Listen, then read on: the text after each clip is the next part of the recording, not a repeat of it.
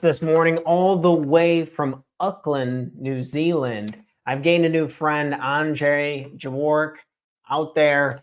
He's launching this newer company. He's kind of really matching and helping people in a really cool, diverse way between digital marketing, but also on the health and wellness and helping us be better leaders. So it's going to be cool getting Andre's story and what his goals are going forward, and we can learn and apply for ourselves. Enjoy the morning show, folks. It's going to be a good one.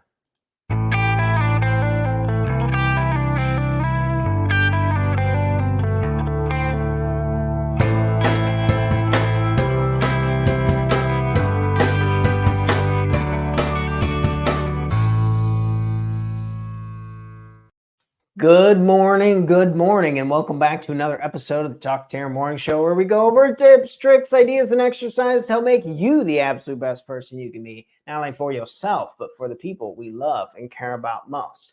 I want everyone to give a nice, warm welcome to my new friend, Andre. Welcome onto the show. Hello, good morning and good afternoon over there in the USA. Nice to meet you. Tanner, and all the way from Auckland. Yeah, from Auckland and here in New Zealand, and welcome. I'm glad to be on your show. It's cool that we met through LinkedIn, actually, and you've been pretty active on LinkedIn. You have over on here, let me share your profile over here for folks to see. Yeah, like already 3,000 followers, man. Do you like using social media? You've been pretty active on it lately. I'm trying to establish myself in a profile and a content to slowly get in touch and to find my gauge. And so to put valuable content out and see how it resonates with people. And I'm quite surprised on LinkedIn because it's more a professional network. You find and get to know a lot of interesting people, a lot of business entrepreneurs, thinkers, authors, writers, professional speakers. And I just want to be around people. The company you keep, it helps you to learn and to progress and really to put yourself out there and take your business to the next level. You start this, I like the name. Where'd you come up with Biosophy? Well, that is actually, there's a big story to it. But to get into it, actually, Biosophy, I thought my background is in philosophy. I studied back in Germany, in Leipzig. That's quite a big, old university town. The university is 700 years old. Lots of interesting, famous people, even like the German ex-female chancellor, Angela Merkel. She studied there physics. And I studied there philosophy. And just the background, I was thinking about how to get those things a good brand name that resonates, that tells my story, my ambitions, that it swings and carries and resonates in the name as well, and at the same time projects a brand mission. And so I choose Biosophy. And the nice thing, it connects bio, everybody knows that, life, and Sophia. There it gets already a little bit complicated. Biosophy, Sophia, you can sort of usually translate it with wisdom, but I actually like the term intelligence as well. Sophia as in life with its own intelligence, and maybe all life is intelligent. Yeah. So to bring it to the point, it was actually, as so many things are, it was what I really, as I came up with the name, I've really thought I was quite, wow, unique. You're a genius. It's a nice name. That will work. But then I worked out, just in researching in preparation for your show, I dug a little bit deeper into the meaning of biosophy, and I rediscovered something. I just glanced over it, and that is biosophy. The first biosopher. There are two streams actually of biosophy. I shared it on my LinkedIn too, just yesterday. Two small ebooks. Try to keep it short. So two streams of biosophy. The first stream, it's the older stream. Biosophy goes back to Pythagoras. Pythagoras with his numbers and it leads now up in computational philosophy and in a way to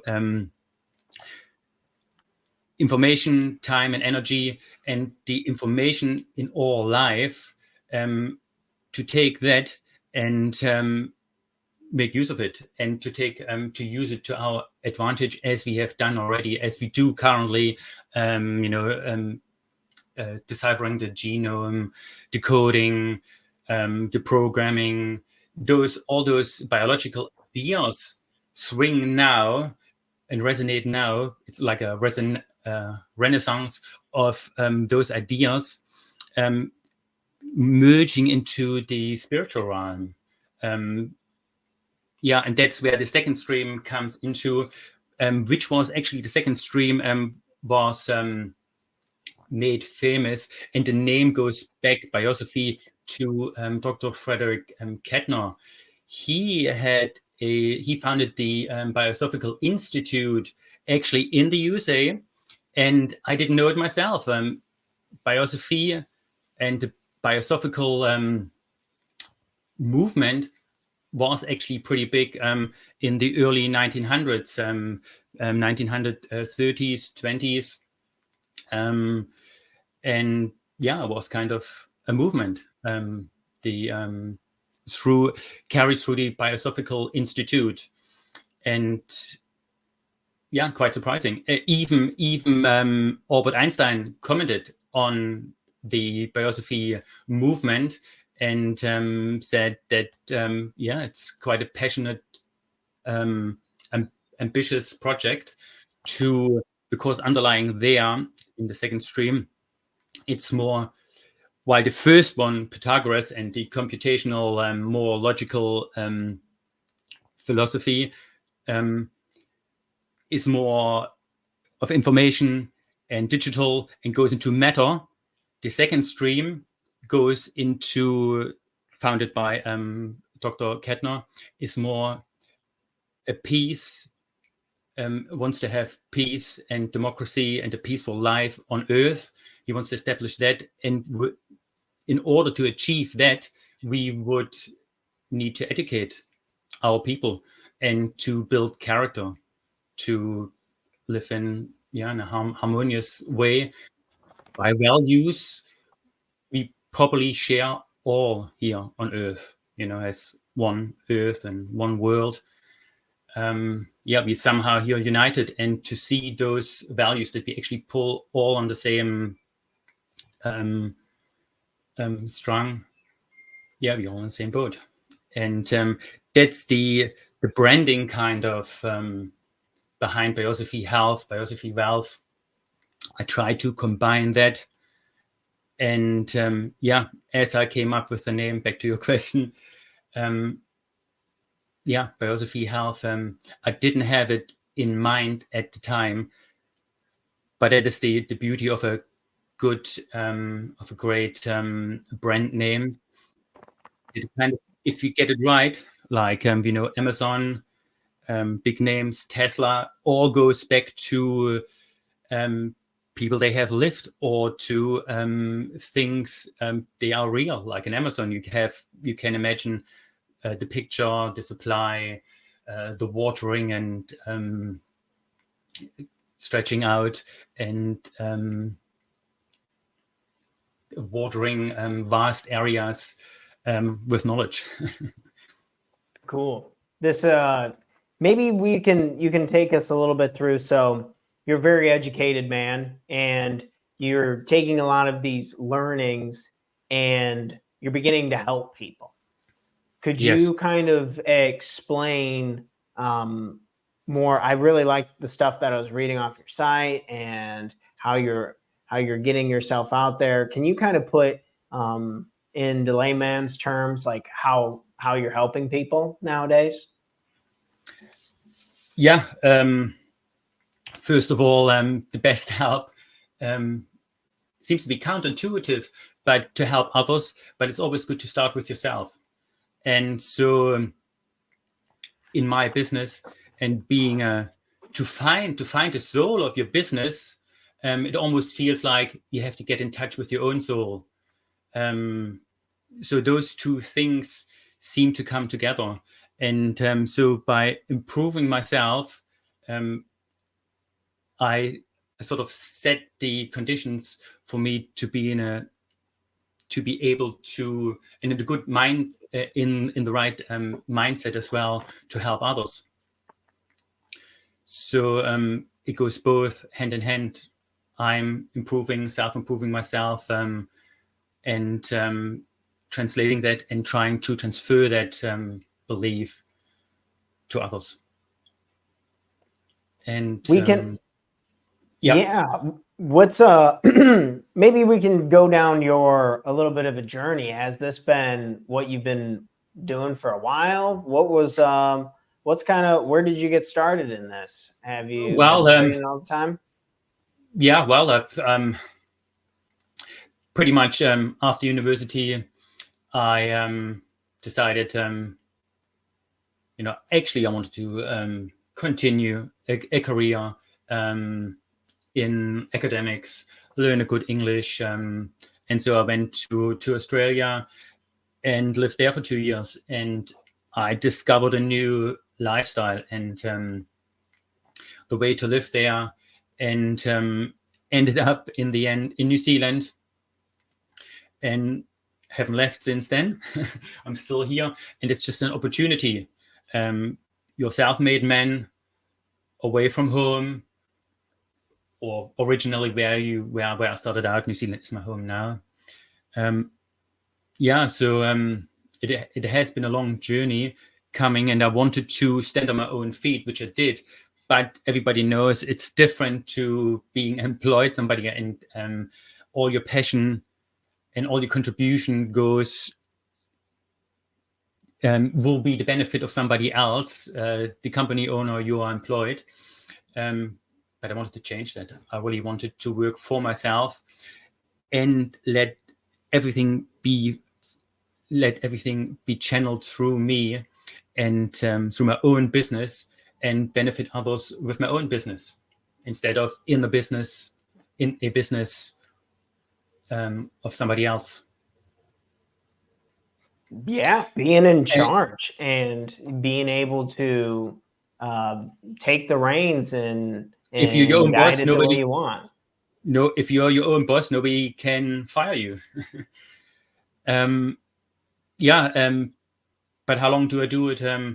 I think the business was incorporated 2017, end of December 2015 of December 2017, and since then I start to get putting things together, and it's quite a journey, because I was doing it part-time, and because I'm employed as a life coach.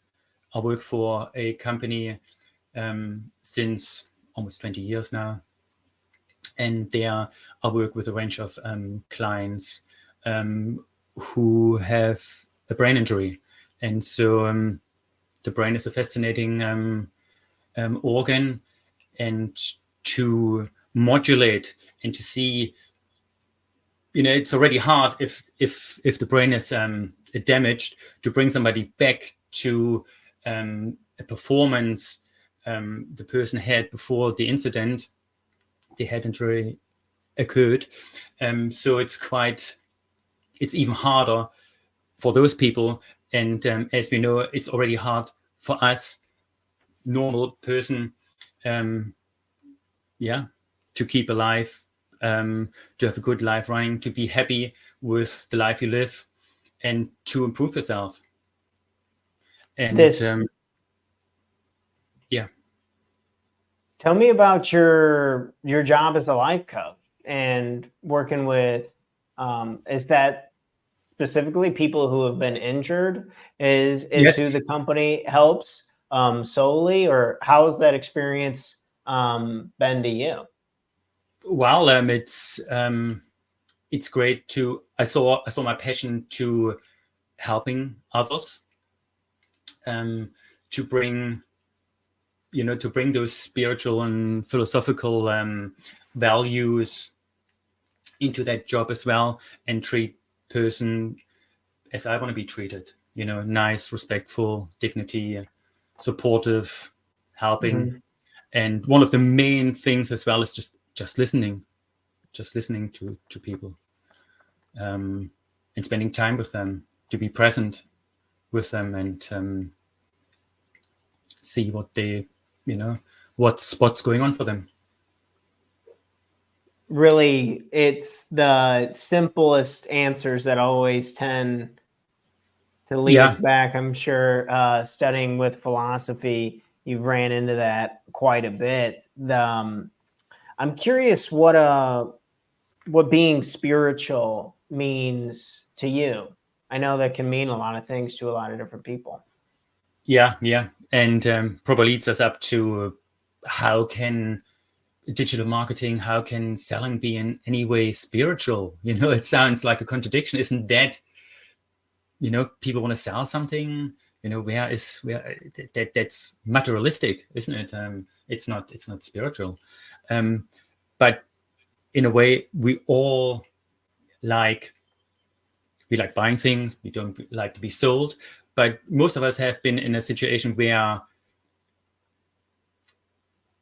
if you wanted to buy something, we wanted to purchase something, we went into a shop, and the right person with the right attentiveness and listen to you with the right advice, steered you down the right track, and you're quite happy with the purchase, and potentially you connect the purchase even somehow with that person. If that person wouldn't have told me, wouldn't have let me know this or that, I would have bought, a different product. And those kinds of experiences, I want to take that and show that there's a different way to away from selling and immediate conversions, to really to conscious relationship, long-term relationship, and finding the match as well, to see if the other person is ready to take the next step, needs that service, would benefit of that service, and explain truthfully and authentically as you can be, without pressure, to minimize the pressure, because that is sort of the old sales technique, isn't it? To contact as many clients as possible and to sell to as many clients as possible. But I think that has changed. We're living in a different world. People are more aware. It goes around that the level of consciousness is rising too. I don't want to be, a judge on that, but we see many things coming into our awareness now. The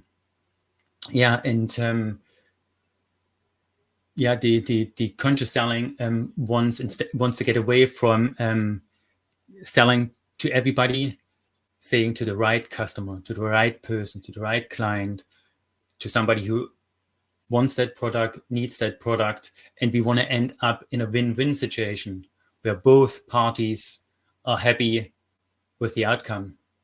And you can take it to a level like conscious businesses. They, if you go into literature and a couple of books, like Conscious Business is, I think it's Fred Kaufman wrote that, you're talking about selling and materialistic things, but we have arrived in a consciousness that accepts higher realms, higher developments, self-realization, Maslow's hierarchy of needs. And so we are much more aware. And people are put off by being just sold something. And also today, you don't want to end up with too many clients who leave bad reviews on Google. That's why I think it goes away from just selling for the sake of making a quick buck to selling to the right clients, to selling a product, and if it's a product, to deliver a whole range of service that comes with it. As we all know, we have all bought a product and then didn't really know how it worked, and we wanted to go back and maybe find out and need advice with it. So that's what I'm here for, and that's what I'll try to help my clients with. It seems that it's, like you said, it's the way to go to show up authentically, to show up as your true self, and really create these win-win situations. I know it felt like a lot of times in the past, I'm sure you would agree, that it was like the zero-sum game. Like they had to lose in order for me to win. And yes. Now you're discovering that that's simply just not true. No. And I don't want to live in a world like that, where I would like to win too, and I want to let the other people win as well. And that's the second line of the conscious, my conscious approach to digital marketing is service. I imagine money for me to flow that flows through me, and I give it back in my mission to help others, and to help others succeed as well, in digital marketing or in building their own business, and to start somewhere. And for that is my role as coach, is so helpful, to be a mentor. And even that, you end up with mentoring. You end up in ancient Greece again. The Odyssey, Odysseus. He had for his son, who stayed back in Ithaca with his wife. The son was mentored by Mentor. That was his name. So advisors and mentors are helpful.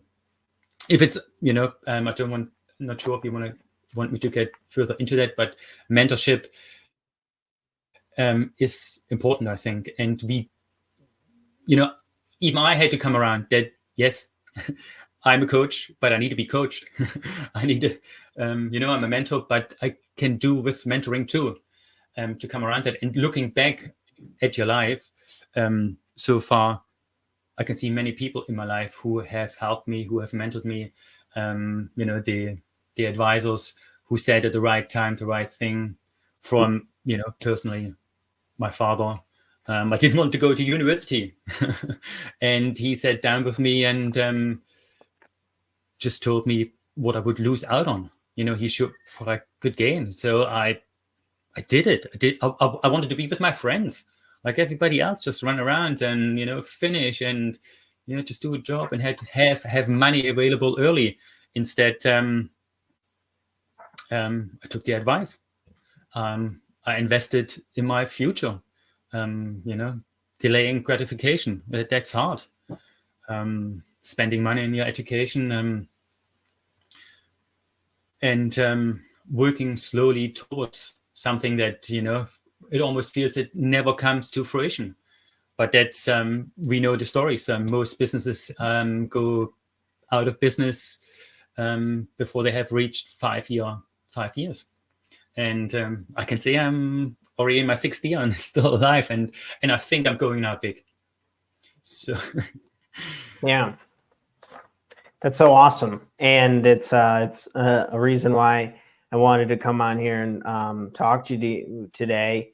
Do you think people should go to university, go to college? Do you think it's worth it?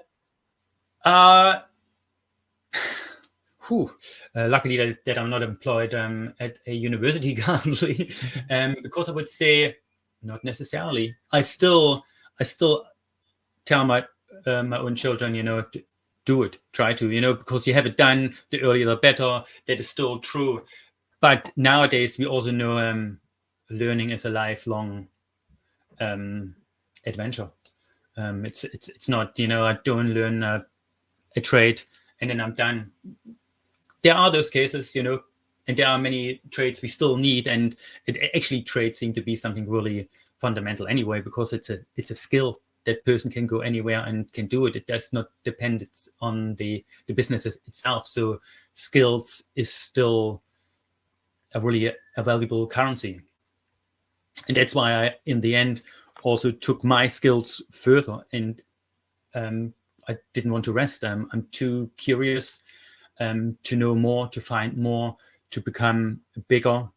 I mean, bigger in terms of my skill set, learn more capabilities, more abilities, more ways to help others. I mean, it makes me think of Aristotle and just talking about saying it's like the greatest feeling you can really have is this absorption of like knowledge, things that you're interested in, and continuing to grow. Good that you mentioned that. Aristotle, that's where I take it from as well. You know, one of the earliest comments. As it is with quotes, if you check out, if he really said it, you find often those quotes, they really don't match up, but they said something similar. And his quote is the unexamined life is not worth living. So, and that's where I take it from too. We want to make conscious, you know, from the unexamined life to a more conscious living. Yeah, so it goes back to him as well. And while we at with him, he also said to, you know, excellent is not an act, it's a habit. You know, so you have to do things repeatedly, consistently.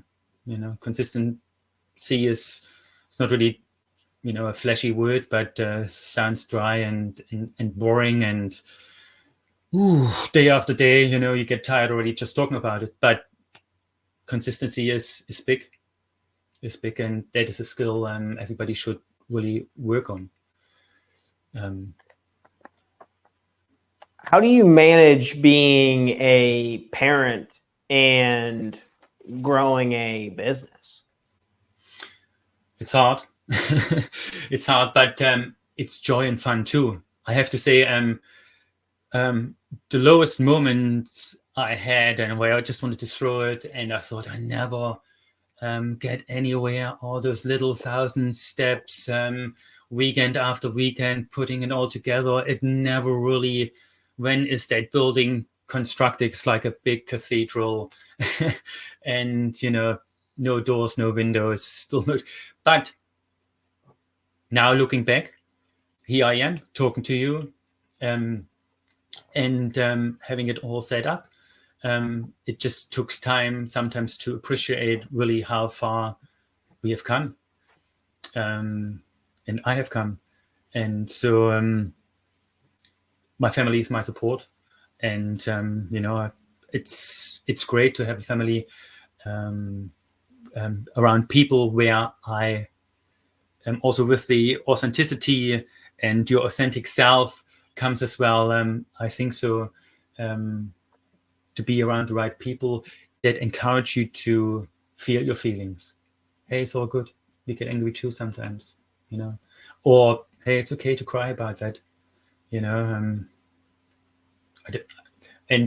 the people might tell me, even I don't even know why you're crying about. You're doing so well. I wish I would be even close to, and that kind of conversations. So yeah, it's a positive feedback loop, and my home. It's and there the other side comes in too, to be a sole entrepreneur and family life. That's what we're doing it for. To spend more time with our family.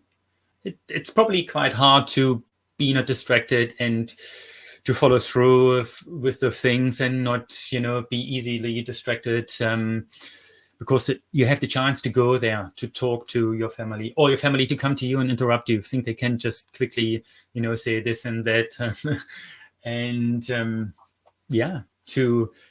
but it's all part of it.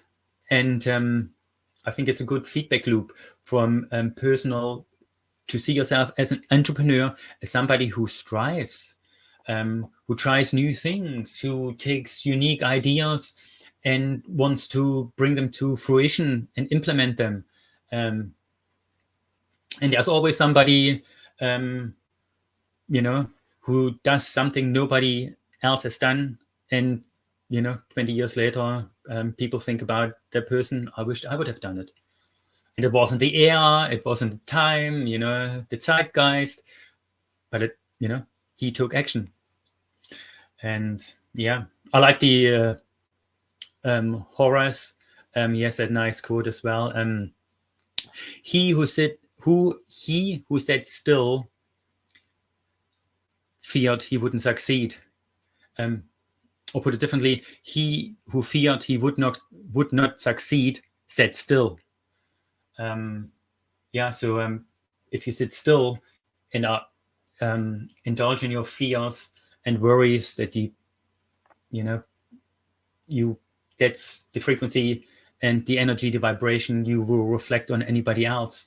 It's really only action and just hitting the ground running, and noticing that you can run, that the ground is holding you. Trust life. You have a beautiful perspective, and I can really appreciate that. And you hinted at one of those power words on taking action. Do you have any advice for folks who are struggling to take action, feeling a little frozen, stuck in the tracks? Yeah. We always want to have the confidence to take the action before we have taken the action. But actually, it's all one. It's all one thing. You learn something, you apply it, and that gives you the confidence. And so you take probably soon after that bolder action. Take a bigger step. Until you go full in and your heart is full in, and you realize that is what you want, and that's what you do.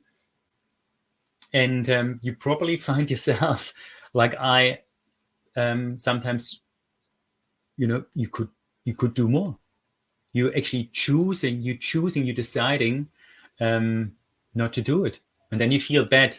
And then so you come, and if you feel bad about what you don't do, you have to be honest to yourself. And you don't build a business by not building a business. You've got to work on it.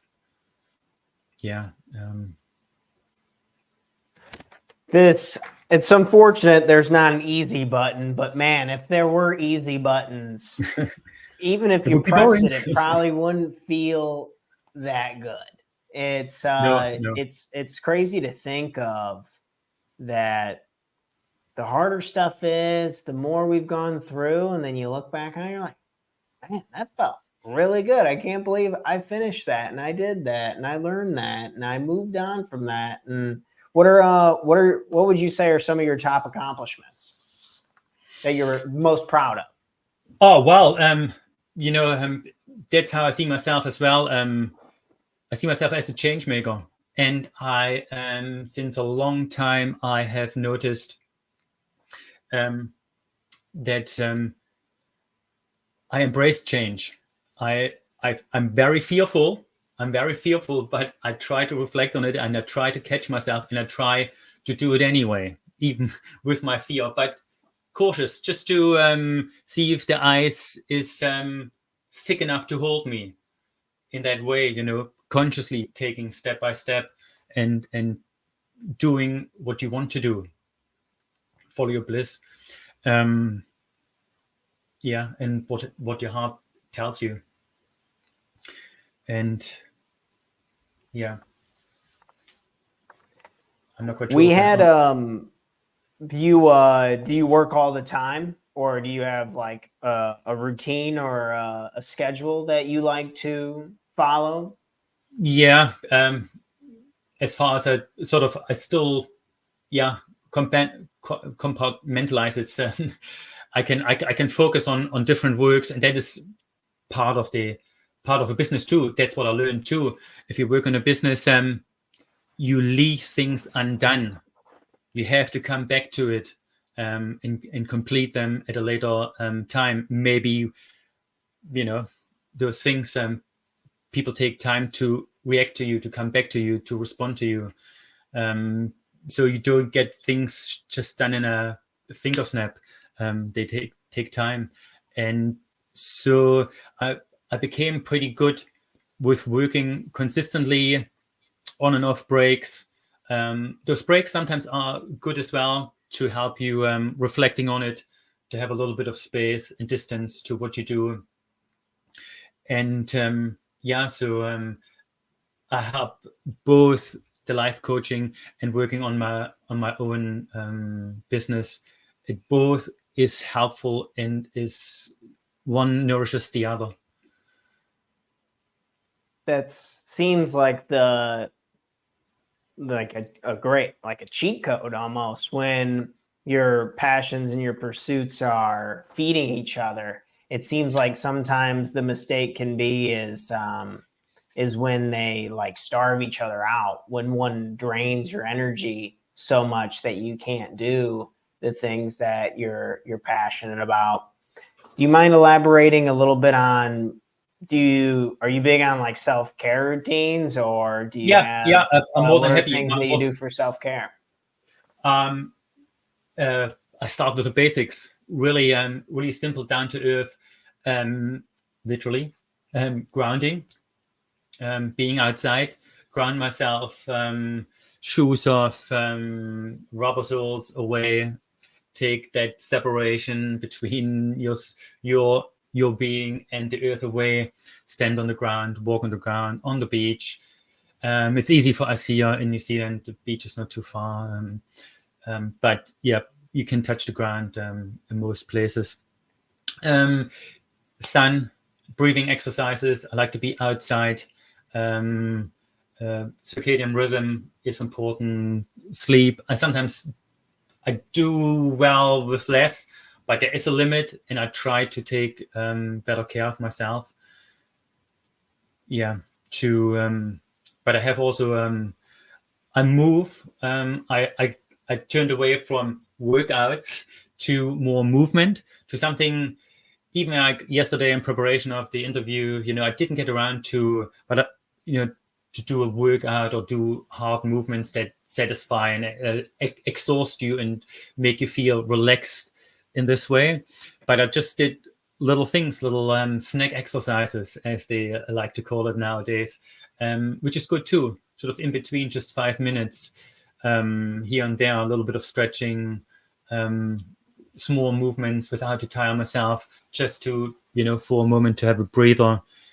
And that seems to go well as well with the ways they recommend you to your learning and your intensive work periods. There seems to be quite a lot of some recommend, do maybe 20 minutes, a little break, go back to it for another half an hour, 20 minutes. Some say rather do one stretch. You have to find what works for you. I tend to do at times both. Sometimes short periods, couple of hours. In my case, they can be 5 hours non-stop, head down, doing something, writing something, working on something. If you have the flow, I look for that as well, to set myself up, to optimize myself as well, the activities I do to reach a quick flow state where I just in the material, in the topic. Yeah. But seems like finding that flow state can be really hard sometimes. You're quite right, yeah. And you don't want to end up completely over caffeinated and, be so hyped. You think you need another.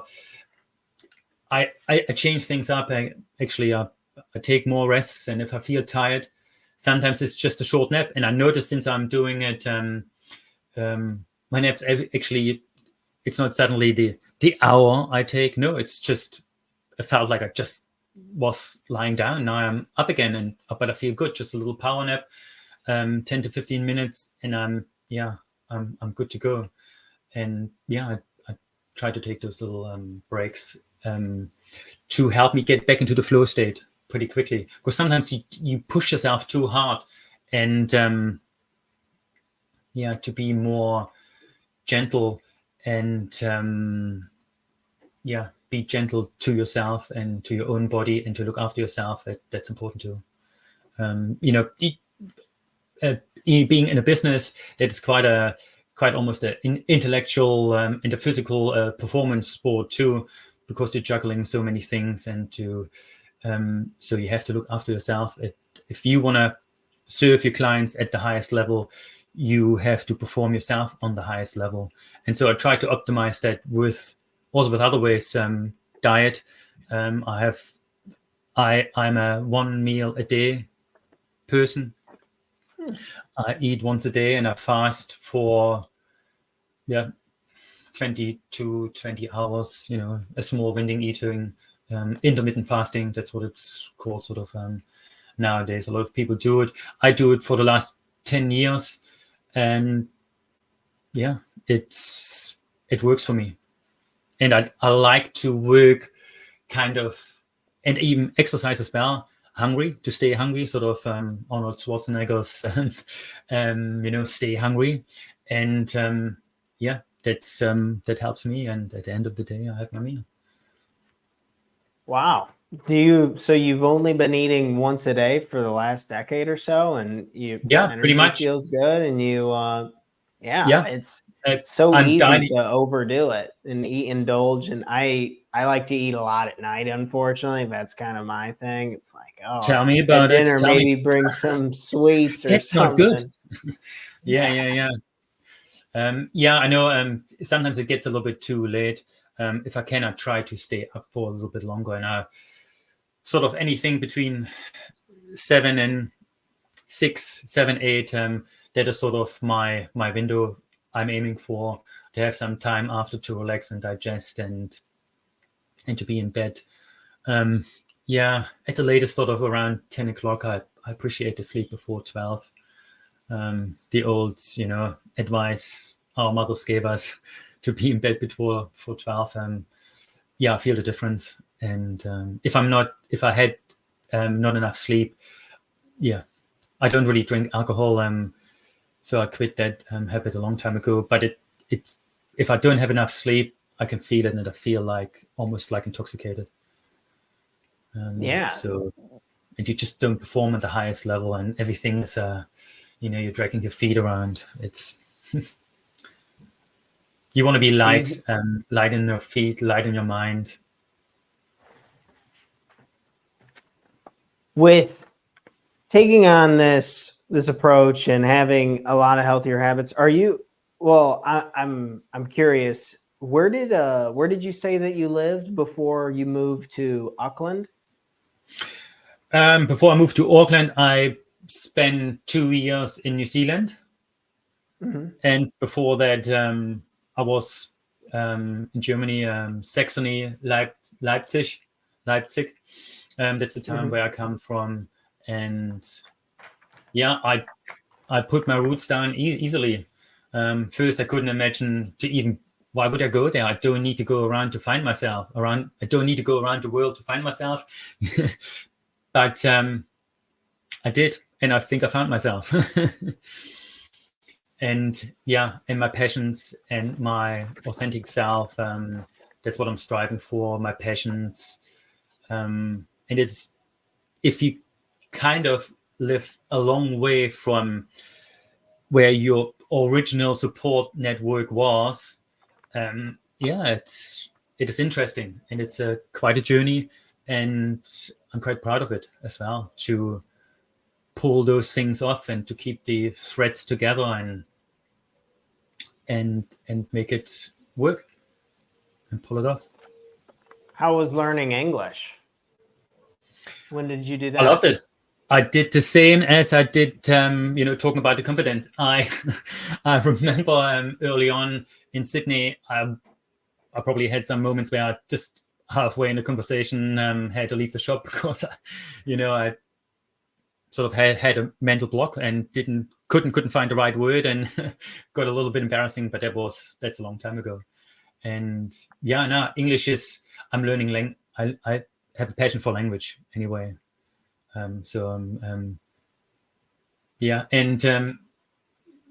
Having learned Latin as well, it gives you a little bit the edge on all Indo-European languages, Spanish, French, and English. There are so many Latin words originating from there.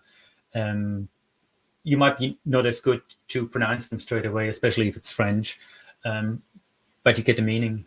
And so, and to teach that to others as well, that learning other languages, and now here in New Zealand as well, with, because they have the second language, the official language, Maori, Te Reo Maori, the language of the indigenous. You have to be careful with that too, indigenous people, with the term itself, but the Maoris here.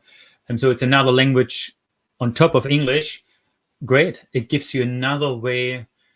Languages have their own ways of describing the world. They have their own pictures, metaphors, analogies that resonate only in those languages. And people who speak bilingual or can even speak several languages, they often have a greater possibility of views and knowledge to draw on. When you have internal dialogue and you have just like thoughts, what language goes on in English. your head? English? Yeah. Really? Yeah. Okay. Is that just from being so immersed in it the last couple of years, or? I'm pretty much have not much contact, apart from my parents back home in Germany, if you call them, but I struggle to get already in my tongue around it. I get back into, you jump on a bike and, you don't lose it really, but if you don't use it, then it takes some time to get your tongue around, and the way the sentences are structured is slightly different to English. So, and if I talk German, then it sounds with an English accent now, because you structure the sentences slightly different. But so cool. Otherwise, languages are like it. Computer languages, logical languages, information languages. It's kind of, there's a code to life, and you have to read it. So to learn different languages, I think it's a plus. It's an advantage, and also to serve diverse people. Here in New Zealand, you in America as well. Many people. How American are you? From when what counts as American? What generation? How many? Does it need to go back? Did you most of us have somehow European, or all over the world where they nowadays come from. It's not, borders are kind of open. Yeah. And so many diverse people here in New Zealand, and that's also something I like. It is so inspiring to be around so many different cultures, different languages. It makes me think of what you were talking about earlier about us being one human family. Yeah. And that's it's a great way, but I mean, with culture and language and embedding that into your philosophy and your business stuff, it's really cool, man. Inclusiveness, to include everybody. I have sort of integrating inclusiveness. That is important. Beautiful. Well, Andre, my man, we're getting into the last segment of the show. We're going to go over a few coaching questions. Folks, you can answer these yourself. Maybe you're getting a cup of coffee. Maybe you're getting your day started, or you just want to reflect a little bit more. But we're going to get Andre's perspective and answers for these questions. So first question for you, Andre. We're going to the board. What is one way that you can be kinder to yourself? What is one way you can be kinder to yourself? Kinder to myself, probably. Firstly, it's an indirect way to be kinder to others. To be kinder to others is actually a way to be kinder to myself too. Because I know it sounds slightly counterintuitive, but I see my well-being very much connected with the well-being of others. If I treat others disrespectful, get angry at them, raising my voice. And if I raised my voice already to the other person, I'm already left my, good space and already projecting and, kind of, I'm close to finger pointing, and that's not what I want to do. I want to start with myself. And so treat others, that means I will be more, don't beep the horn, the car traffic, let other people come in, keep your distance, don't be right at, that kind of social behavior as well, which we, that's what I noticed too, that with all the things you can have in life, and I mean things, cars, possessions, people is still, it comes down to people for me. That is the most important part in life, to be surrounded by people, helping them, see them be well off, support them. And that's our purpose.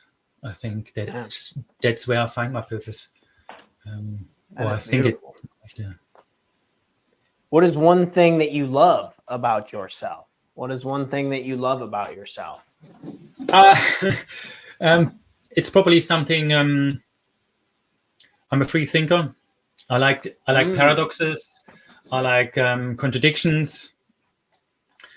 I'm curious. I'm adventurous, and I like to solve contradictions too, and paradoxes. See it from both ways and unite the opposites.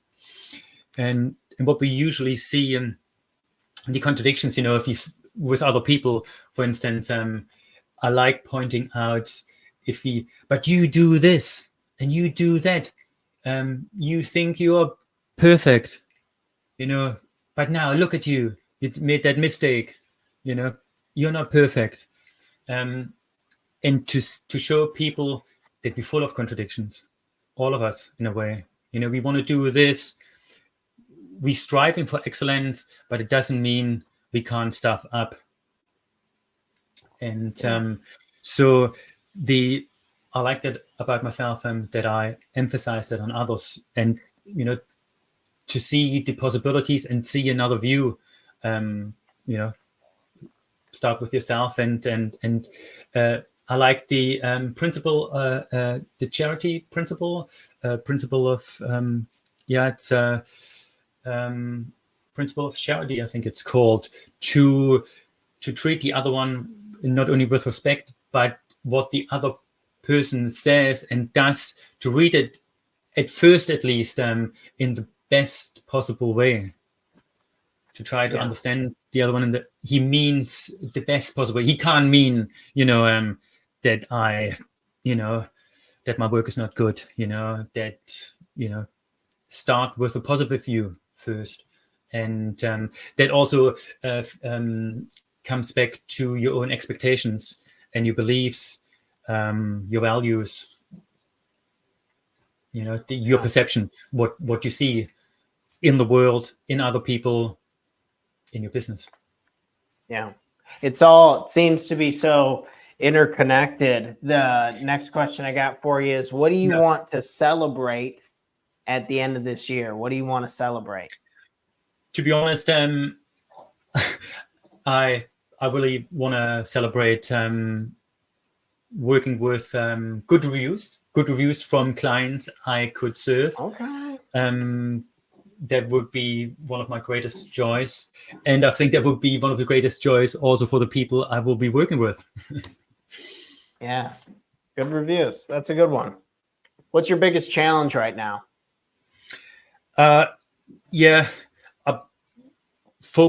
Really focusing, and I'm on my path, but I have to clear my path and move all the obstacles away, and really focus down, and kind of put my blinders on in this respect, and just work on my plans, and follow through in my own expectations and my own commitments to I don't know if you know Immanuel Kant, the great German philosopher from the 19th century. He, for instance, said, he has the categorical imperative, do only what other people kind of could want to do as well, and sort of as a universal law. And so if you, and Kant basically says, if you give yourself rules and you don't follow through, and never mind talking about other people, you can't trust other people. But if I don't follow my own commitments, my own rules, then I can't trust myself even. And that is a point many people don't want to admit to it. It doesn't cross our mind, but how often, do we say something and don't stick to it? And that is kind of, I want to get 100% on that. And I think I'm already somebody who sticks to a man of his word. But for myself, I see still where I, can still do better and can improve. Improvement. That's the fun part, right? Making life a game, like a science project, as we continue to evolve and grow. Last question I got for you today is, what is your number one goal? What is your number one goal? That's a difficult one. Number one goal. But I think follow my bliss and keep doing what I'm doing, and help follow my bliss and help others to do the same, to get out of their negative mindset, develop a growth mindset, start taking charge of your own life, I want to help others to set the circumstances of their life, that they can be lucky, the circumstances to be lucky. It still needs to be set up, and you have to kind of play the game to score. So, and and I know you are quite quite you have strong opinions on that as well. To live and find your authentic self. A lot has to do with we being out of touch with ourselves, and to establish that connection and help others, other entrepreneurs to do the same as well. That is kind of the reinventing their business brand. It has to do with self-growth, self-improvement, and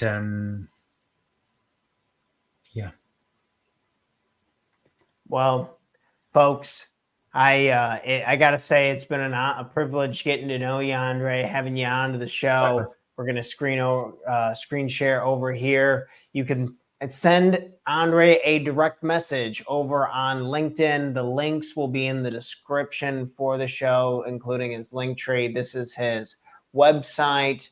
Also, some cool opportunities that you can look to in different packages that I have, but my man all the way from Auckland talking to us here in the US of A. Thanks again, Andre, for coming on the show. Is there anything else you'd like to share before we head out of here? Mike would just say the last picture he showed of the my mentors, the Scott Weddle and James Wellington, that are my mentors at the digital marketing school. Yeah, that is an offer we have currently running. And if you want to learn digital marketing, if you want to work with us, get in contact with me, DM me, visit me on my LinkedIn profiles. I have Biosophy Health Limited has its own LinkedIn page as well. Visit me on my personal Facebook account, Andre Jaworek, or on my business page, Biosophy Health Limited. And I probably will open a new page as well, Biosophy Wealth, that will cover the conscious digital marketing. Yeah, so I just wanted to say thank you very much for bringing me on, and a great conversation. Cheers to all the hard work, my friend. I can't wait for much more. Andre, stick around with us. You guys have a wonderful rest of your week. In case you need to hear it, I love you. You're a badass. You got this. Let's have a good one. Wave bye, Andre. We're out of here. Bye, Chen. Thank you. See you.